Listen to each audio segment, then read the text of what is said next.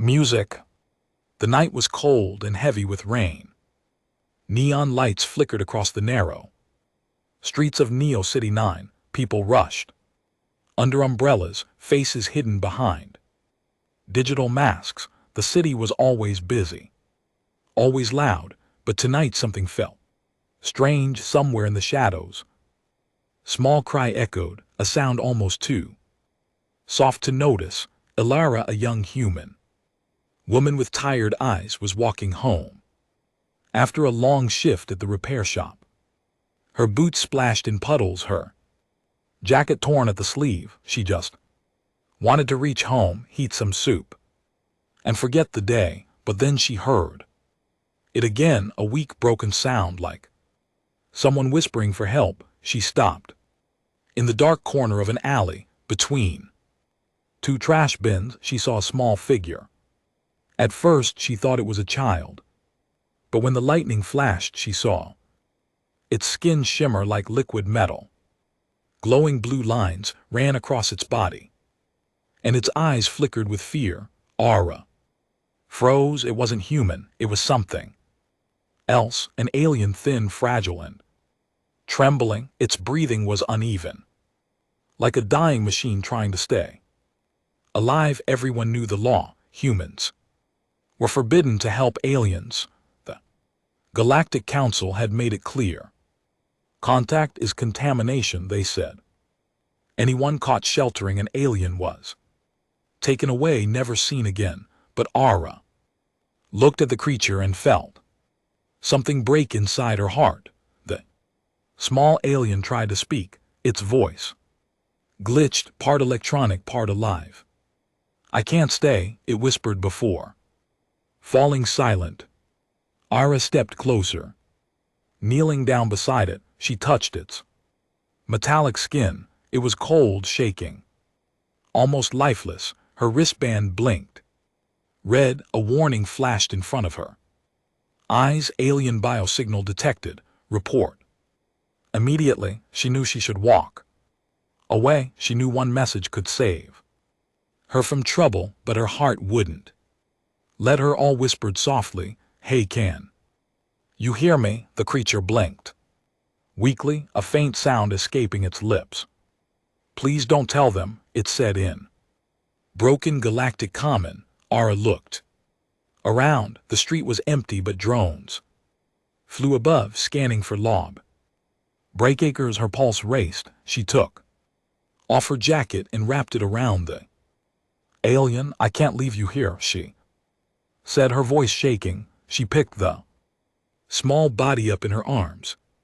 It was lighter than she expected, almost weightless. Its faint blue glow lit her face as she carried it through the rain. As she reached her small apartment, she hid the creature under a blanket. Her hands trembled as she tried to warm it near a small heater. The alien made weak sound, something between pain and relief. Aura whispered, "You're safe now, I'll help you." But deep inside, fear grew. What if someone had seen her? Outside, the city drones buzzed past her window, red lights sweeping the alleys. Aura closed the curtains and turned off the lights. She sat beside the small creature, watching its breathing. It looked so fragile, so lost for a long time. She just listened to the rain hitting the window. She thought about the stories the government told. They said aliens were dangerous, emotionless beings who once tried to destroy humanity. But this one didn't look dangerous. It looked scared, alone, and dying. Aura's heart ached. She spoke quietly, "I don't know who you are or where you came from, but I'll help you." The alien moved slightly, whispering one word, "Ari," then it fell unconscious. Sat still, repeating the name in her mind. Ari, the alien child she wasn't supposed to care about. She didn't know that name would soon be remembered across galaxies. Her wristband flashed again. A new message appeared. "Unauthorized biosignal traced near your location. Patrol dispatched." Aura's eyes Widened, she looked at the sleeping alien, then at her door, somewhere. Outside, metal footsteps echoed closer. The sound of drones filled the air. She whispered to herself, "What have I done?" She turned off every light, grabbed her small repair tool, and stood. Near the door, the scanner light passed. Across her window, red and slow, All's heart beat faster with every second. She knew she had crossed a line, but she also knew she couldn't take it back. In that moment, a quiet thought came to her mind. Maybe kindness was not a rule. Maybe it was something stronger, and maybe, just maybe, that was what made humans different. The scanner light stopped. The silence returned. Aura looked at the alien sleeping under her jacket and whispered, "You're safe now. I promise." But outside her window, a small red light blinked. A surveillance drone had locked onto her signal. Somewhere far above in orbit, a galactic patrol ship received the alert. A calm, robotic voice said, "Human contact detected, prepare for capture." And as the night grew darker, Aura didn't know her small act of kindness had just started a chain of events that would change the entire galaxy. Morning came slowly, but Aura barely noticed. The gray light from Neo City's twin sun slipped through her window, shining on the small alien lying under her old blanket. It was still breathing, but weakly. The strange blue light on its skin had dimmed, almost gone. Aura had barely slept, afraid that any sound outside meant soldiers had come. She checked her door camera, no movement. But she knew they were searching. The Galactic Patrol never stopped once they locked onto a signal. She turned her wristband off, trying to break the tracker. Her fingers shook, her mind racing with one thought: what if they found Ari? She whispered, "Hey, wake up." As she touched the small alien's shoulder, Ari's eyes flickered open, glowing softly. Its voice came out, broken but clearer than last night. "Where am I?" Smiled gently, trying to hide her fear. "You're safe for now," she said, handing him a small cup of water. Ari looked around, confused by the small, messy room. The walls were cracked, filled with old wires and blinking circuits. He pointed at the heater and whispered, "Human tech, old." Laughed quietly, "Yeah, like me." For a moment, she forgot about the danger outside, but when she scanned Ari's body using her medkit, her screen glitched, and a holographic seal appeared. It wasn't a random code. It was the royal symbol of the Voron Empire. Ara froze. This wasn't just any alien. This was someone important, someone the entire galaxy was probably hunting. Her breath caught. She whispered, "You're foreign." Ari nodded weakly, his eyes distant. "My people betrayed by humans," he said. Slowly, Ara stepped back, guilt rising in her chest. Humans had built war machines centuries ago that turned against the Voron, burning their worlds. It was the darkest part of history, one that the government liked to erase from records. "I didn't do that," Aurora said softly. "I just want to help." Ari looked at her with tired eyes. "Help? Why, you gain nothing." Ara smiled sadly. "Maybe not everything needs a price." He blinked, confused. "No one helps without reason," he whispered. Ara didn't answer. She didn't know how to explain that sometimes kindness didn't need logic. The door scanner beeped. Ara's heart skipped. She quickly turned off the lights, pressing Ari down gently under the blanket. Through the tiny hole in the door, she saw the red armor of a galactic patrol trooper. Cold metallic voice echoed, "Sector scan initiated." Her breath stopped. If they scanned her room, they would find Ari. Instantly, she whispered, "Don't make a sound." The trooper walked past slowly, the red scanner beam sliding over her. Door. Ara's pulse pounded in her ears. The sound faded after a few seconds, but she knew this was only the beginning. They would search every block soon. When the silence returned, Ari sat up. "You risk your life," he said, confused. "For me?" Ara nodded. "You're not just a fugitive, are you?" He looked away, his small hands trembling. "My father was the High Chancellor. He died protecting the crystal, the heart of Vorin." Ara frowned. "The heart of Vorin." Ari nodded. "Slowly it powers our world, and now it is dying." Ara realized the truth. If the heart died, an entire alien race could vanish. She didn't know how to save a planet, but she knew how to fix broken things, and right now that was enough. For her, Ari's body glowed again. Brighter this time, but then he screamed.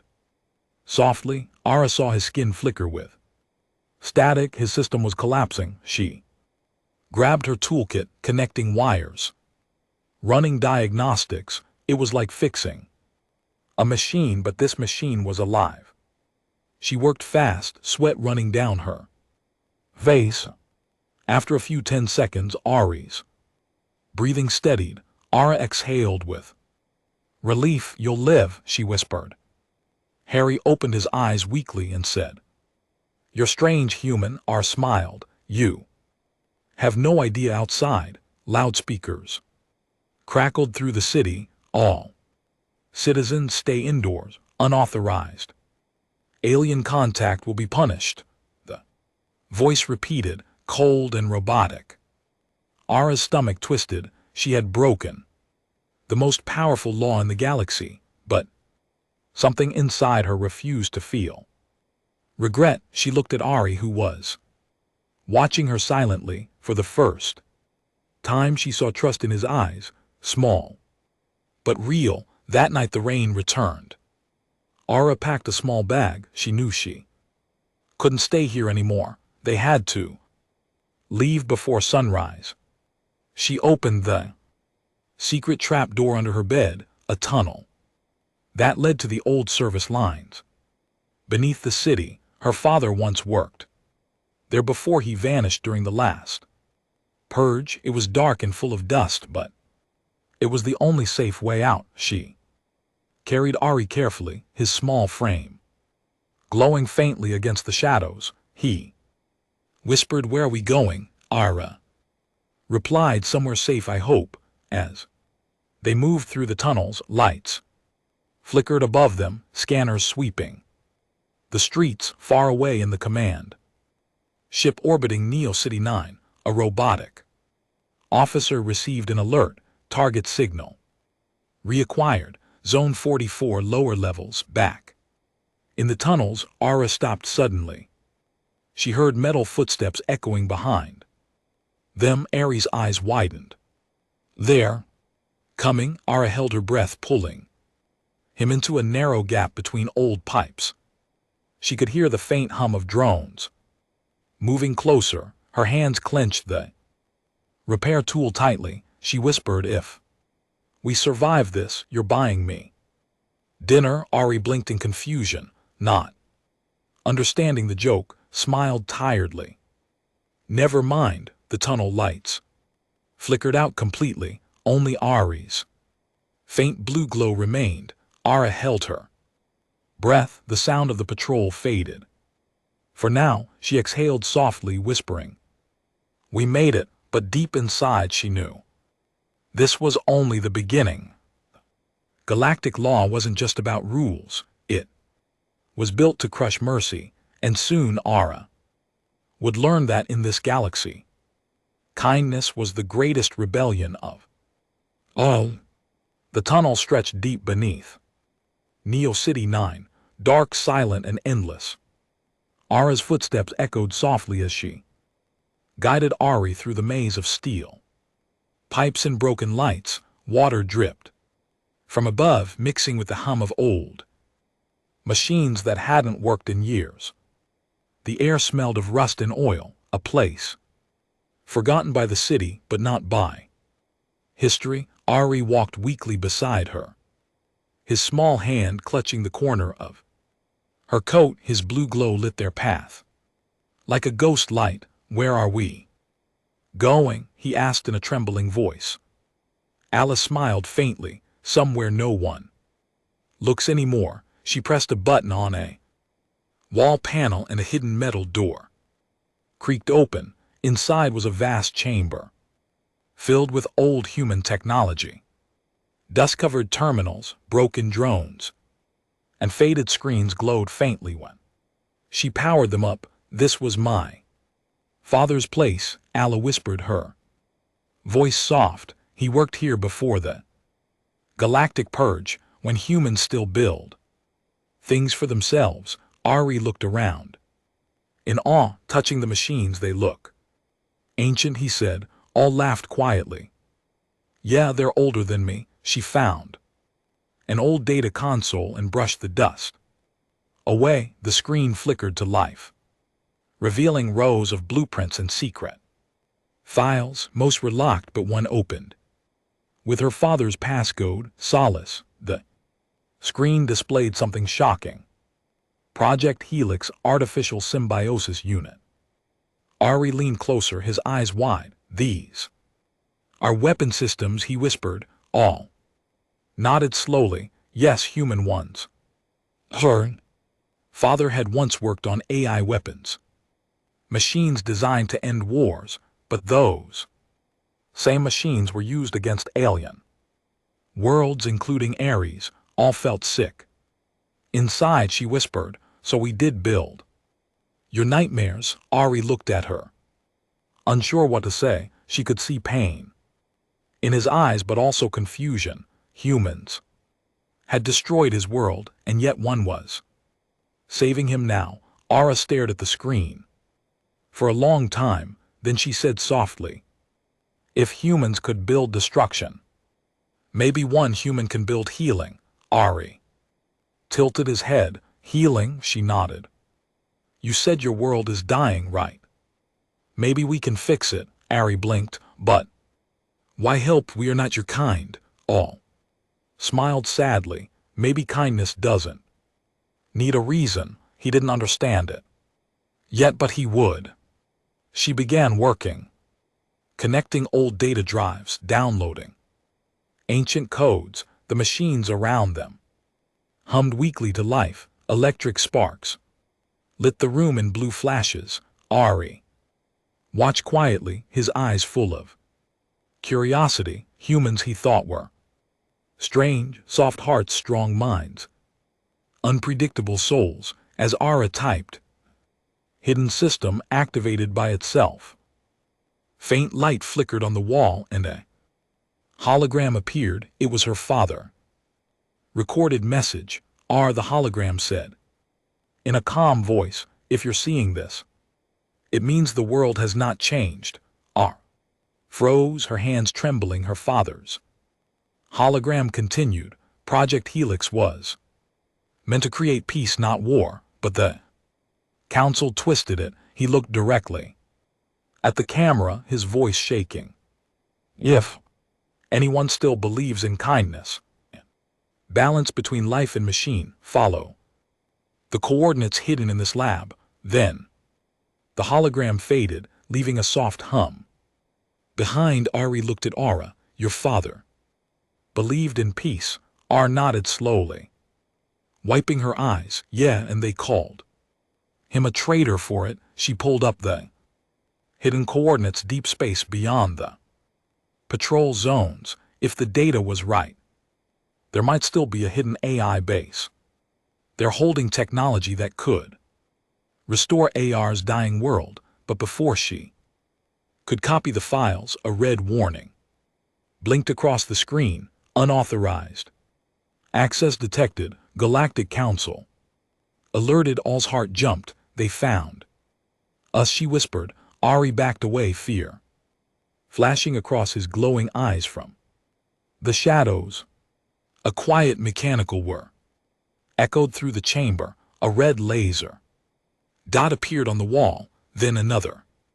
Drones, at least 5, gliding silently through the tunnels, their metal wings unfolded as they scanned the room. Ara grabbed a power wrench, her hands shaking. Ari hid behind a crate, whispering in panic, "They'll kill you." Ara smiled slightly, "Not if I break them." First, she threw a charge grenade one her father had left behind. Explosion filled the tunnel with blue sparks. 3 drones fell there, circuits melting into smoke, but 2 remained, aiming their plasma rifles. All ducked behind a terminal, sparks raining around her. Her heart pounded in her chest. She shouted, "Ari!" The console hit the green switch. Ari hesitated, then slammed the switch with his glowing hand. Electric current surged through the floor, frying the last 2 drones instantly. Smoke filled the air, the smell of burnt metal spreading through the room. Ara coughed. Falling to her knees, Ari ran to her. Eyes wide, "You fought for me." Ara smiled weakly. "You're heavy trouble, you know that?" Ari tilted his head. Confused, all laughed softly. "It means you're worth it." But their victory was short-lived. Above the city, the Galactic Council's tracking signal confirmed her ID. Her face flashed on every patrol screen, labeled "Human Rebel." High threat down in the tunnels. All didn't know that half the sector was already searching for her. She looked around the ruined lab one last time. Her father's hologram replayed for a few seconds before shutting down. Ara whispered, "I'll finish what you started." "Dad." Ari stood beside her, glowing softly in the dark. "Where will we go now?" he asked. Ara picked up a data pad and smiled faintly. "To the stars," she said, "and maybe to hope." They walked deeper into the tunnels toward an old transport port. Every step echoed with danger and destiny, and far above, in the black sky of Neo City, the Galactic Fleet turned their scanners to full power. A robotic voice spoke through the static. "Human target confirmed. Priority 1." Ara didn't hear it yet. She only knew one thing: if the galaxy wanted to call her a criminal for kindness, then she would become the most dangerous kind of criminal of all, a human who cared. The night sky above Neo City 9 burned with flashing lights. The Galactic Patrol had surrounded the sector, scanning every signal, every heat source, every trace of life. Inside the forgotten tunnels, Ara and Ari ran through clouds of steam, their breath short, their hearts pounding. The ground shook above them as heavy ships passed low through the clouds. The hunt had begun. Ara stopped beside a sealed steel hatch. "This leads to the old spaceport," she said, panting. Ari stared at the metal door nervously. "You mean up there?" he asked, pointing toward the sky. Ara nodded. "If we stay here, we die." Her voice was calm, but her hands trembled as she connected old wires and forced the panel open. The hatch groaned loudly, dust falling from the ceiling. Ari flinched at the sound. Ara whispered, "Quiet." But it was too late. The noise had triggered nearby motion sensors. Red lights flickered to life, and a robotic voice echoed, "Unauthorized activity detected." Ara grabbed Ari's hand and ran, pulling him into the long corridor. Beyond the hatch, the old spaceport was massive. Rows of abandoned cargo ships lay silent, half buried under metal dust. Some were rusted, others broken open like old bones. Ara's eyes scanned the hangar until she found one ship still intact. It was small, a short-range cargo vessel, but it looked Functional, she smiled faintly. You'll do, she whispered. Ari climbed inside. First, his glowing hands lighting the dark cockpit. Ara followed her fingers, moving quickly across the control board. The ship came to life with a low hum. Can you fly this? Ari asked nervously. Ira smirked. I can fix anything. Flying is just fixing in motion. He didn't understand, but he trusted her. Outside scanners locked onto the ships. Power signal, target confirmed. Metallic voice said through the speakers. Within seconds, 2 patrol cruisers descended, their lights bright and cold. Ara pushed the thrusters to maximum. The ship roared upward, breaking through the hangar roof. Sparks and metal rained down as they blasted into the storm-filled sky. Hold on, she shouted. Ari gripped the seat tightly as the ship tilted and spun. Through laser fire, bolts of energy flashed past, shaking the hull. Hera's hands moved fast, dodging between skyscrapers. She weaved through traffic lanes, flying low to avoid radar. Behind them, patrol ships followed like a swarm of metal wasps. Why are they doing this? Ari shouted. Because they're afraid of what you are, replied. Of me, she nodded. You carry something powerful, something they don't understand. He looked down, his small hands glowing faintly blue. The heart of Voron, he whispered. It lives inside me now. Ara's eyes widened. That crystal from your world, it's inside you. Ari nodded. My father hid it in me before the machines attacked, he said. Kindness will protect it better than armies. Ara didn't know what to say. She had no weapon, no army, just her courage and one promise she refused to break. The ship shook violently as a patrol beam hit the tail. Smoke filled the cockpit, alarms blaring. Ari screamed as the lights flickered. All shouted, we're losing power. She slammed her fist against the console. Sparks flying. Come on, don't die now, she yelled. The engines coughed and sputtered but refused to stop. They soared upward, breaking through the city's cloud barrier. Suddenly, everything went silent below them. Nia city shrank into a cluster of glowing dots. Above, stars stretched across the blackness, cold, endless, and free. Ari stared in wonder, whispering, it's beautiful. Smiled. Yeah, it always is.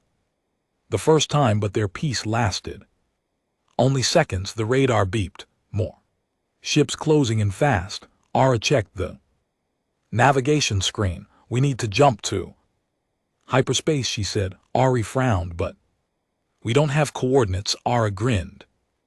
We'll take the long way. She pulled the lever. The ship shuddered, lights dimming, and then the stars stretched into blinding lines. They were gone from Neo City. They had escaped for now. Inside the cockpit, only the soft hum of the ship remained. Ara slumped in her seat, exhausted. Her face was pale, her hands shaking. Ari looked at her quietly. You risked your life again. Ara smiled faintly. I told you I fix things even when it's stupid. Ari didn't laugh. He just stared at her as if trying to understand what kind of creature humans really were. After some time, the ship systems began to fail. Fuel levels dropped, oxygen low, navigation offline, all cursed under her breath. We're out of range and out of luck. Ari looked outside the window, pointing toward a faint silver moon. There, he said. We can land there. Ara checked the sensors. It wasn't on any known map. Still, it was better than dying in space. They drifted closer. Moon's surface was cracked and pale, covered in ruins. Old structures, massive stone towers, stood like ghosts of another age. The ship landed roughly, skidding across dust and rocks. Before stopping, Ara exhaled. We made it. Ari looked at the ruins and whispered, I know this place. Ara frowned. You've been here before. Ari nodded slowly. My ancestors called it KTH, the moon of memories. She stepped outside, her boots crunching on the cold ground. The air was thin, the silence deep. Stars shimmered above like frozen fire. They walked together toward the nearest structure. Strange symbols glowed faintly on the walls. Ari touched one, and it lit up with blue energy. Ara stared amazed. These are human symbols, she said, but mixed with alien language. Ari turned to her. Long ago, humans and Varan worked together before the war. Aller's breath caught. So it's true, we were once allies. Ari nodded. Yes, and this place remembers. They walked deeper inside the ruins. The air buzzed with ancient power. At the center stood a tall stone pillar engraved with two figures, a human woman and a small alien child holding hands. Felt a chill run through her body. Ari whispered, this was the first bond of peace before your people forgot. Ara placed her hand on the carving. Her voice trembled. Maybe it's time someone remembered. But as the words left her lips, a faint red light appeared in the sky far above. A fleet of patrol ships entered orbit, scanning the moon. They had followed her trail. The chase wasn't over yet. All looked at Ari and whispered, get ready, little one. We fight for more than just survival now. Ari nodded, his eyes glowing brighter than ever. And somewhere deep inside the ruins, old machines began to awaken. The past was stirring again, and the galaxy was about to witness what one act of kindness could truly become. The moon of KTH was silent. The dust shimmered faintly under the cold light of the stars. All stood beside Ari, staring at the ancient ruins that glowed softly in the dark. Symbols of two worlds, human and Voran, were carved deep into every stone. It felt like standing inside a memory that had waited 1,000 years to be seen. Again, Ari's small hand brushed against the wall. Blue light followed his touch, forming strange glowing lines. They built this together, he whispered. Humans and my people nodded slowly. Then something went wrong. The wind blew softly through the broken arches, carrying echoes of old voices. They moved deeper into the ruins. Their footsteps quiet. The air grew warmer, vibrating with faint energy. At the center of the temple stood a large, circular platform covered in dust. When Ari stepped onto it, the ground began to hum. Blue light rose from beneath, swirling like fireflies in the air. Hologram appeared, tall and bright. It looked human, but its voice sounded mixed, part machine, part soul. I am the guardian of KTH, it said calmly. Ari stepped back, his eyes wide. What is this place? The guardian's glowing eyes turned toward him. This is the sanctuary of the promise, it replied. The place where humans and Voran swore peace. Ar's heart skipped. She asked, peace? But there's been nothing but war. The guardian's tone darkened. Because the promise was broken, it said. When greed replaced compassion, the galaxy fell into silence. It looked at Ara, scanning her face. You are human, and yet your heart carries the code of empathy. Frown, confused. I don't understand, she said. The guardian extended a glowing hand toward her. You have done what no law, no weapon, no empire could do, it said. You showed mercy to thy one your world taught you to fear. Ari watched quietly, his blue eyes Reflecting the light, he whispered, "That's what my father believed, that kindness could heal what war destroyed." Aro smiled softly. "Maybe your father was right." The guardian paused, then nodded slowly. "There is something here that may save your world," it said. It pointed to the center of the chamber, where crystal floated above a pedestal. The crystal pulsed faintly as if alive. "This is the core of memory," the guardian continued. "It contains the last echo of the ancient energy, the same energy that powers the heart of Voron." Ari stepped forward, staring in awe. All watched him closely. "If we can use it," she said, "we could restore your planet." But the guardian's voice grew somber. "To activate it means to reveal its signal to the stars." A frowned. "You mean they'll find us?" The guardian nodded. "Yes, the galactic fleet will come." Silence filled the temple. Ar looked at Ari, his small frame glowing faintly, his face full of fear and hope. He whispered, "If we don't try, my world dies." Took a deep breath, her voice calm but steady. "Then we try," she said. She placed her hand on the control pad and light surged through the room.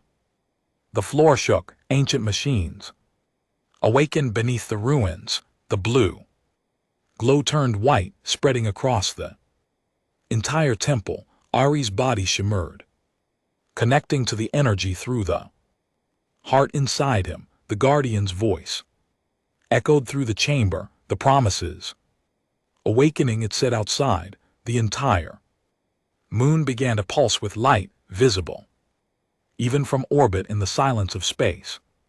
Far above, the galactic fleet saw it. Their scanners blared with warnings. Unidentified energy surge detected on Moon Karth, a robotic voice reported. The commander, cold and expressionless, said, "Send the fleet." Dozens of warships turned toward the moon, their engines burning like fire. Back in the temple, All's hair blew wildly as the energy swirled around her. She shouted over the roar, "Ari, can you control it?" Ari's voice trembled. "It's alive. It's calling to me." The core pulsed faster, brighter. Ara reached out, trying to stabilize the console. Her screen flashed red. "Overload warning." The guardian spoke again, its voice deeper now. "Only one choice remains. Release the energy to save the world, or destroy it to remain hidden." Ara's heart pounded. She looked at Ari, who stared at her with tearful eyes. "If I release it," he said softly, "they'll come for us." Ara knelt beside him, her voice gentle. "Sometimes the right thing doesn't need safety," she said. "Sometimes it just needs courage." He stared at her for a long moment, then nodded. "I trust you," he whispered. Ara smiled faintly. "Then let's save your world." She placed her hand on his and pressed the final command. The core exploded in light. Energy waves spread across the moon, racing into the sky. The ruins trembled, as if waking from a 1,000-year sleep. The guardian's voice grew soft, fading with the wind. "The promises remembered," it said, "and the galaxy will remember too." Ara shielded her eyes from the light. Outside, the sky turned into a sea of blue fire. The power shot into the stars, reaching across systems. Every ship, every scanner, every mind across the galaxy saw it. The galactic commander stared at the bright signal and said coldly, "Lock onto that moon. Prepare for destruction, but down on KTH." Ara stood tall. The ground shook beneath her. The air crackled with energy. She looked at Ari and whispered, "Let them come." Ari's small hands glowed brighter than ever. The heart of Voron inside him merged with the core's energy. For the first time, he felt the voices of his ancestors calling him Home, R smiled through the chaos, her eyes full of light and defiance. In that moment, she wasn't just one human woman. She was the bridge between two worlds, the living proof that compassion could defy the galaxy itself. The temple wall split open, releasing beams of light into the heavens. Every star seemed to flicker and answer. And in that radiant storm, Ara whispered to herself, if kindness is a crime, then I'll never stop breaking the law. The sky above the moon of KTH was no longer dark. It burned with blue fire, waves of light spreading like ripples through space.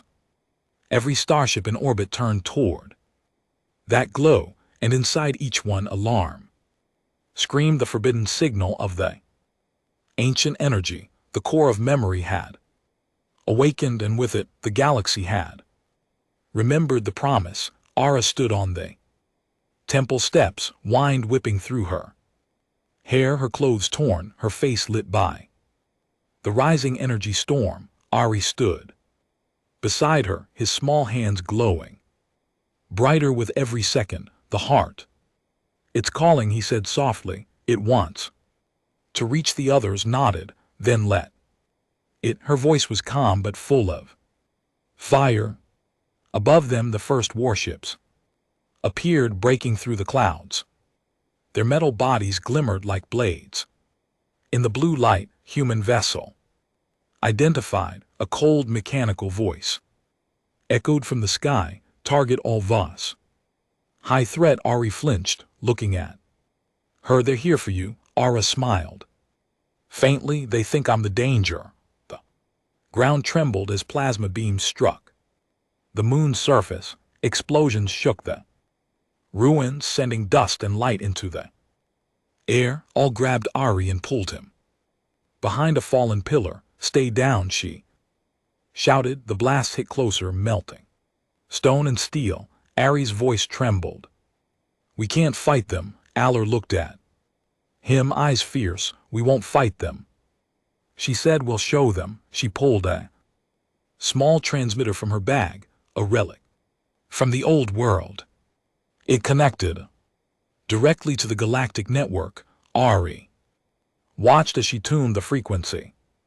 What are you doing? He asked. Lara smiled softly. Something stupid and human. She pressed the button and her voice went out across the stars. Her message echoed through every ship, every planet, every living being connected to the network. My name is Aller Voss, she said, her voice calm but full of emotion. I know what you've been told about kindness. She paused, taking a deep breath. You've been told it's weakness, that helping others makes you a traitor, but you're wrong. Her words carried like light. Kindness is not a weakness. It's the only thing that ever changed anything. In command ships across the fleet, officers froze. Humans and aliens alike stared at their screens. Listening, Alara continued, I can't pay you for your mercy. I can't promise you safety, but I can promise you this: if we stop helping each other, we stop being alive. Her eyes glistened as she spoke. I found a child dying in the rain, and I chose to help him, and now that choice might destroy me, but I'd make it again. Ari looked at her, his eyes filled with tears. You're telling them the truth, he whispered. All smiled softly. Someone has to. Then she looked at the sky, where hundreds of ships hovered ready to strike. Her voice grew stronger. Do what you want to me, she said, but remember this. I'm just one human, and yet I chose compassion over fear. Imagine what the galaxy could become if everyone did the same. The broadcast spread faster than any weapon across distant planets. People stopped what they were doing. Soldiers hesitated, captains lowered their orders, even machines paused, confused by the message that didn't. Their logic, In one of the command ships, an old officer whispered, "She sounds like the first humans who built the Promise back on the moon Ares." Glow intensified. The core responded too. Ara's words pulsing brighter, the energy that once slept beneath Karth now roared to life. Ari cried out, "It's listening to you." Ara took his hand.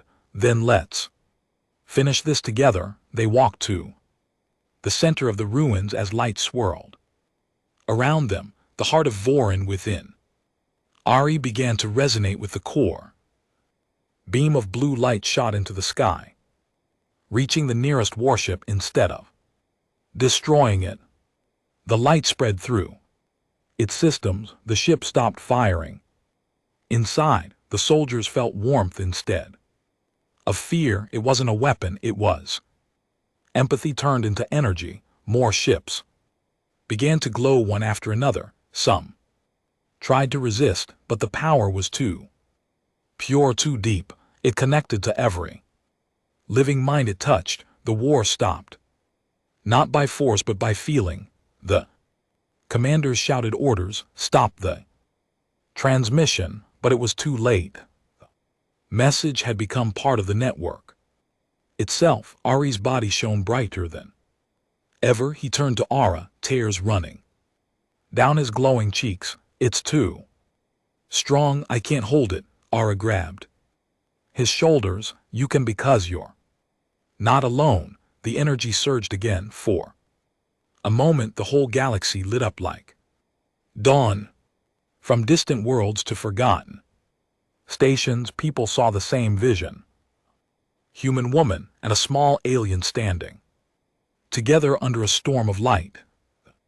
Ancient promise had returned. Dilara whispered, "If kindness can reach the stars, maybe there's hope after all." Ari smiled faintly, "Thank you for everything." Then the light swallowed them both. The moon fell silent. Ships in orbit stopped moving. The storm faded into soft blue mist where the temple once stood. Only a single glowing mark remained, a circle of light engraved into the stone. No one fired another shot. No one spoke. They all felt something they hadn't felt in centuries. Peace on every planet, in every system.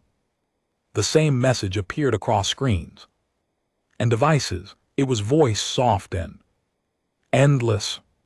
"I can't pay you, but kindness will always find a way." Silence filled the galaxy for the first time in centuries. No ships fired, no world screamed, no empire roared for control. Only peace, soft and fragile, drifted between the stars. The blue light from the moon of Kth spread through space like a heartbeat. Then slowly it faded into darkness, leaving behind calm skies and quiet souls. On every screen, in every city, Ara's last words echoed, "I can't pay you, but kindness will always find a way." Many didn't understand it at first, but something in her voice stayed. It sank deep into people's hearts like a seed waiting for light. Weeks passed. The Galactic Council denied what had happened. They called it a data glitch, a false signal, a myth. But stories began to spread anyway.